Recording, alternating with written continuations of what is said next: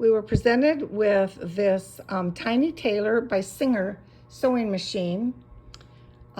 It would not pick up the bobbin thread. And as you see here, the bobbin thread is now picked up. But the problem was inside the machine. The uptake lever was broken. And so we super glued it. We took this whole thing apart, super glued it, and put it back in and put it all back together.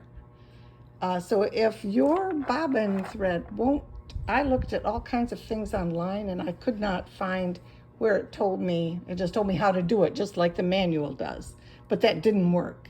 And it's because that part was broken and it wasn't doing what it was supposed to do inside to let that thread go over there so it could be looped up and picked up by the upper thread.